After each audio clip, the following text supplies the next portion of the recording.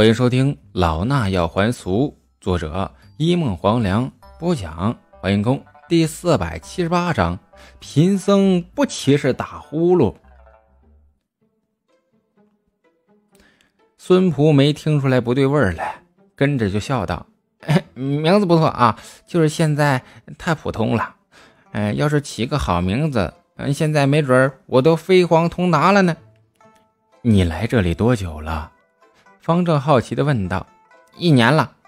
孙普回答道。方正道：1年12个月。方正心中补充道：1个月10几次，1年下来光给别人洗脚就上百次啊，难怪技术这么熟练。这家伙要是不干传销，回去当个洗脚工，开个足疗店什么的，没准就发财了。洗完脚，徐银端了一碗水放在边上说道：天气热，晚上渴了可以喝。方正连连道谢，虽然徐银肚子里没装好货，但是伸手不打笑脸人的道理方正还是懂的。徐银又说了一句就走了。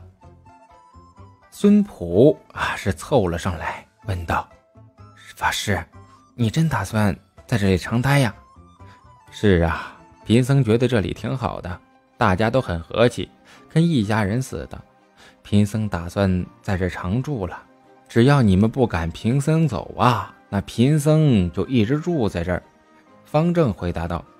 孙普一听是呵呵一笑，只不过笑容中更多还是冷笑，心道：这话说呢，就怕明天你要哭着喊着走了。其他人也差不多是这个想法。9点半左右关上了门，门一关呢，这过堂风也就小了，屋子里的人又多，一时间是热气腾腾，不少人翻来覆去的睡不着。方正忍不住的问道：你们还不睡呀？孙仆回答道：没事，思考一下人生方向，复习一下今天学的东西，先不睡。他好意思说吗？他不好意思说自己热的睡不着啊。还有人响应道：法师啊，你先睡吧，我们这群人喜欢打呼噜，声音震天响，要是先睡了你就睡不着了。是啊，你快睡吧。有人应和。方正立刻义正言辞的道：说什么呢？贫僧乃是出家之人，既然入世了，就要入乡随俗，打个呼噜而已嘛，又不是什么大不了的事情。放心啊，贫僧还不至于那么小气，因为打呼噜睡不着或者生气什么的，贫僧更不歧视打呼噜的人。法师说得好，不愧是高僧，就是有觉悟。孙仆道：就是啊，打呼噜咋的了？打呼噜也没吃你家饭，也没花你家钱。法师啊，这事儿我支持你。对呀，大家一起呀，那都是缘分呢。打呼噜而已呀，没事的呀。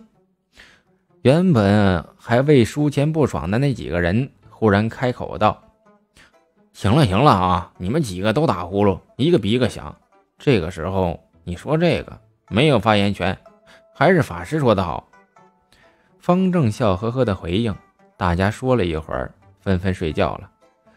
不过天气炎热呀，睡不着啊。然而有人却倒头就睡着了，然后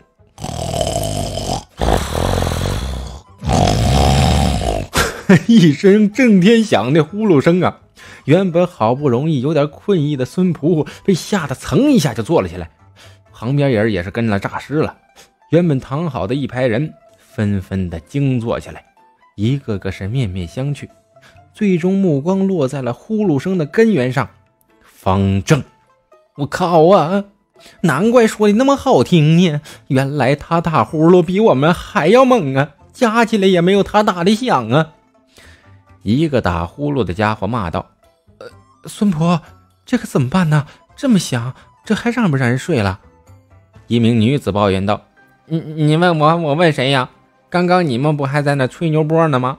不是说打呼噜没事吗？现在咋不说了？孙婆道：哎呀，刚刚你不也说了吗？现在怎么怪上我了呢？一人道：孙仆理所当然的道：是啊，所以我不叫醒他呀。真的？你不叫我也不叫啊。得了吧，大家一起受着吧。一声震天的呼噜声响起，也不知道为啥呀，那声音仿佛就在耳边响起似的，震得几个人是耳根子生疼。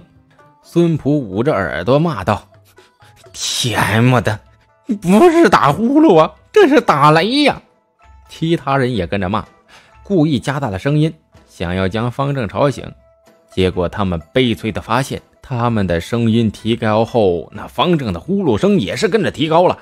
那一声声的呼噜啊，呼噜声是震天响，震得一个个是抱着脑瓜子，压着枕头啊，卷着被子呀，什么招都用上了。忍忍吧，过了一会儿估计就不打了。孙普道。结果10分钟过去了，20分钟过去了，我靠，我受不了了，我出去睡。一个人扛不住了，双眼全是血丝，爬了起来，抱着毛巾被就出去了。哎呀，我也受不了了，我也出去。一名女子拿着枕头还有被单就出去了，我也去呀。30分钟后，屋子里就剩下孙普了。看看空荡荡的房间，听着边上的炸雷，最终孙普也投降了，抱着被子也出去了。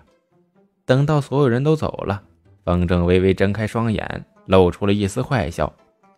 不过一梦黄粱收了，翻个身继续睡觉。第二天，村子里的鸡还没叫呢，方正就醒了。他已经习惯了早睡早醒，看看空荡荡的屋子里，笑得更加灿烂了。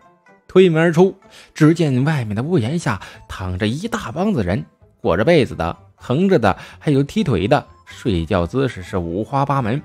同样身上有被蚊子吻的包，也是一个接着一个。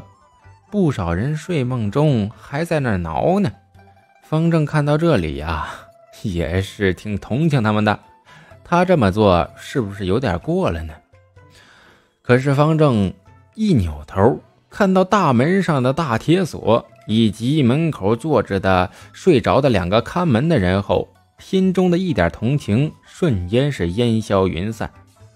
方正点了点头，走进厨房，转了转，看着上面的菜刀，好家伙，都是带豁口的。方正拿了起来试了试，竟然炖的切菜的都费劲。看看外面的人，方正微微摇头，心道：为了防止别人自杀或者是武装暴动，真是无所不用其极呀。就在这个时候，方正将目光落在了几个物件上，随后露出了一丝坏笑：就你了。咣当咣当咣当，孙普睡得正香呢，忽然听到了一声声是敲破锣一样的声音，声音还有无比的大，吓得整个人都是一哆嗦，猛然的清醒，却是一身冷汗。不过他们已经顾不上了，双眼通红，愤怒地看向了声音的来源。本集播讲完毕，